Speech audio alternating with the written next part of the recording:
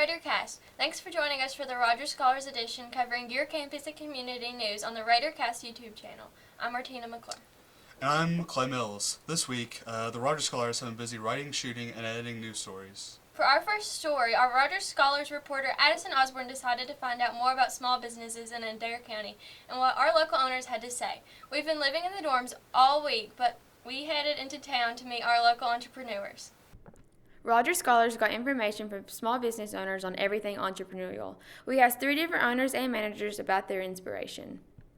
I went to school in Bloomington at Indiana University, so they had a chain called Red Mango there. Me and my wife would always go there. We went 3 or 4 times a week, so we thought, hey, maybe when we get home this would be a cool thing that we could do. So we just looked. We weren't in any hurry. Whenever the opportunity came about, we acted on it.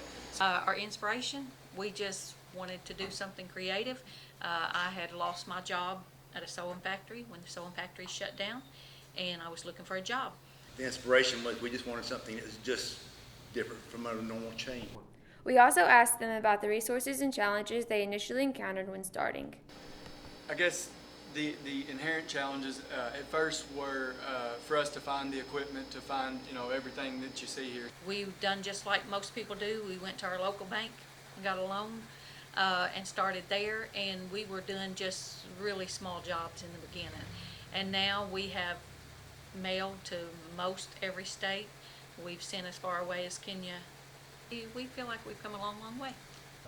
The challenge was trying to do it cheap as possible, as far as not buying the most expensive equipment, but buying good quality equipment, and then in the process of doing that, when you get it here and set it up and finding out that it's no good or having to buy more.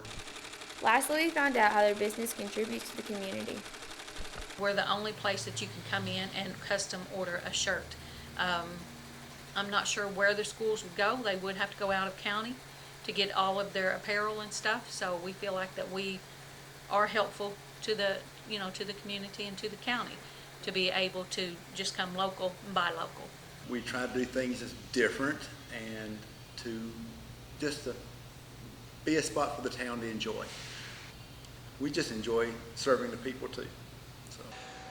Well, it's something that's unique that we don't have in the area here. These businesses all use their entrepreneurship abilities to contribute to Adair County differently. Oh, we might. That was cool.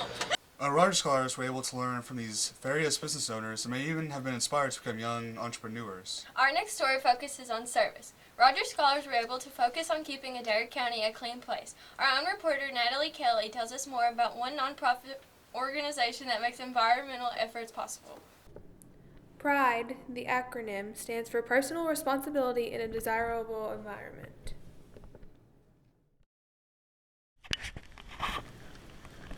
Here in Adair County, PRIDE grants have funded trash cleanups, recycling centers, and natural gardens. Rogers Scholars had fun this week picking up trash at Green River Lake.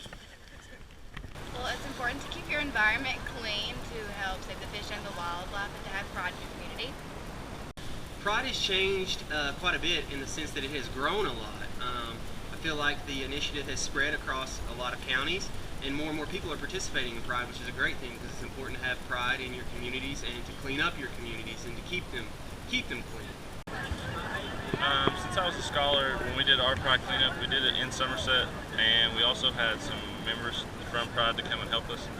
This year, as the staff of the Scholars, we had to basically put it on ourselves. The Pride did supply us with the supplies, but they weren't able to send a field representative to help us. So that was a big change. Well, Pride is really important to me because, not only are we helping the community, but it helps yourself. It makes you a better person, and it gives you, drive to do other things in your community other than trash pickup. This recycling center is another example of a PRIDE grant at work. Without PRIDE, Adair County would need to come up with funding to keep recycling centers like this running.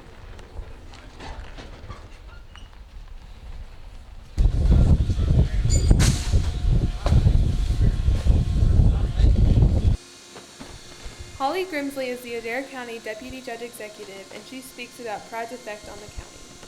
Pride in Adair County, the acronym is Personal Responsibility in a Desirable Environment. I think that pretty much speaks for itself, but actually it's designed to support our local efforts to clean our land and our water resources.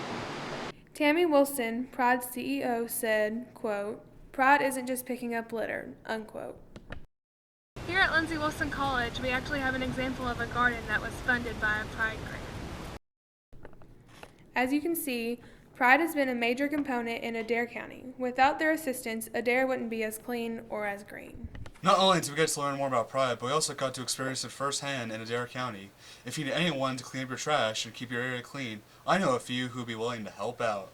Well, that concludes our Rogers Scholars edition of Raidercast. Check in YouTube to see this episode and more from Lindsey Wilson College students at www.youtube.com/LWC Raidercast. Thanks for joining us. I'm Martina McClure. And I'm Clay Mills. Lastly, we want you to know that today's episode was sponsored by LeBron James.